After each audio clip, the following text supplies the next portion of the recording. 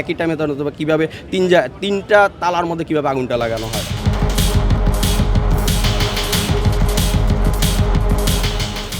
গভীর রাত্রে আগুনটা লাগানো হয়েছে পরিকল্পিতভাবে কয়েকটা ভবনে একসঙ্গে।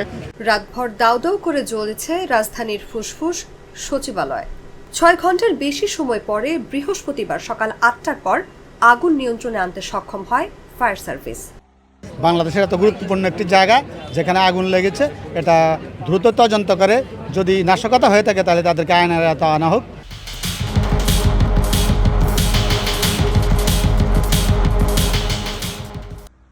একটা পোস্ট আসছে, আমিও পোস্টটা পেয়েছি। অবশ্যই এটার সাথে আমলে যারা গত 17 বছর বিভিন্ন সচিবালয় মন্ত্রণালয়ে যারা ছিল তাদের ইনফরমেশন সবগুলো সচিবালয়ে ছিল, তারাই পরিকল্পিতভাবে এই আগুনটা লাগানোর সাথে জড়িত। তারা যদিও বলবে যে গতকাল অফ ডে ছিল, ছুটির দিন ছিল, আমরা তো ঢাকার বাইরে ছিলাম, ওরা ঢাকার বাইরে থাকা অবস্থায় কিন্তু তাদের দোষরা কিন্তু এটা ভিতরে ছিল।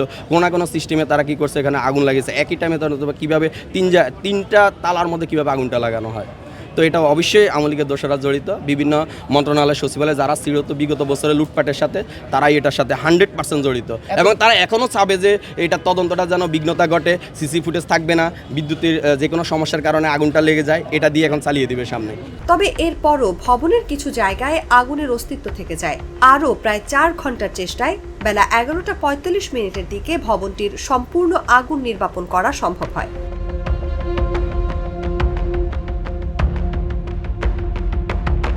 তবে প্রশ্ন হচ্ছে, আগুন নেভাতে কেন এত সময় লেগে গেল? সিকিউরিটি বিষয়টা অত্যন্ত শক্তিশালী করা হোক, ফায়ার ব্রিগেডকে আরও আধুনিক করা হোক, প্রয়োজনে 1000 কোটি টাকার মালামাল কিনে ফায়ার ব্রিগেডকে আরও র্যাপিড করা হোক, মানে ওরা যেন র্যাপিড অ্যাকশনে যেতে পারে, ওরা যেন দ্রুত 5-10 মিনিটের ভিতরে জায়গায় পৌঁছতে পারে। এই ধরনের সরঞ্জামাদি ওদের ফায়ার ব্রিগেড দেওয়া হোক। কিন্তু বাংলাদেশের সচিবালয় বলতে গেলে বাংলাদেশের প্রাণ, বাংলাদেশের সবচেয়ে গুরুত্বপূর্ণ জায়গা এটি, এবং এখানে সকল গুরুত্বপূর্ণ কাগজপত্র রয়েছে। এরকম একটা জায়গায় আগুন লেগেছে, আগুনের ধরন যদি আপনি দেখেন, লক্ষ্য করেন ওই বিল্ডিংয়ের দিকে যেখানে আগুন লেগেছে, তাহলে অনেকটাই মনে হবে যে এটা একটি নাশকতা বা পূর্ব পরিকল্পিত।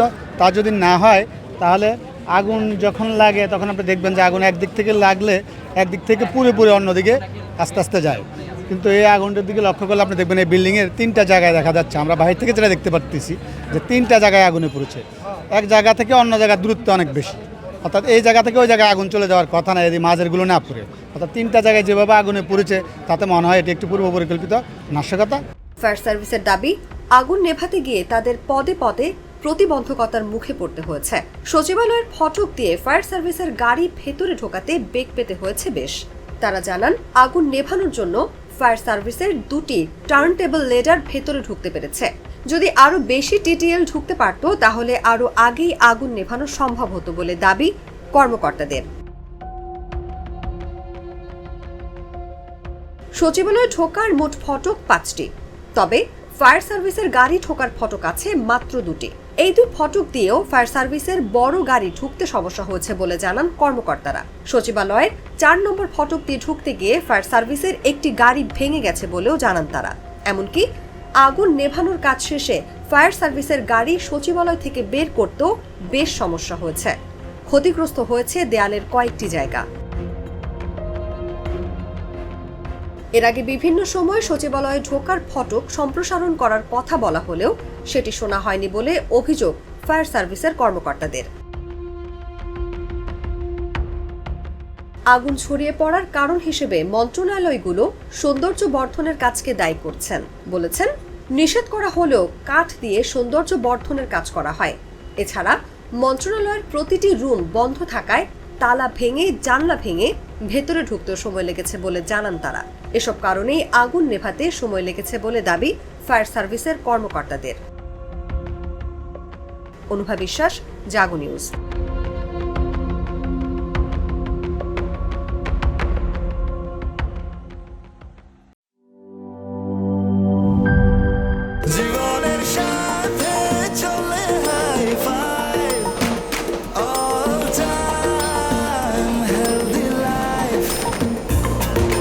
জার্নিতে স্বাস্থ্যকর all time family cake, all time healthy life.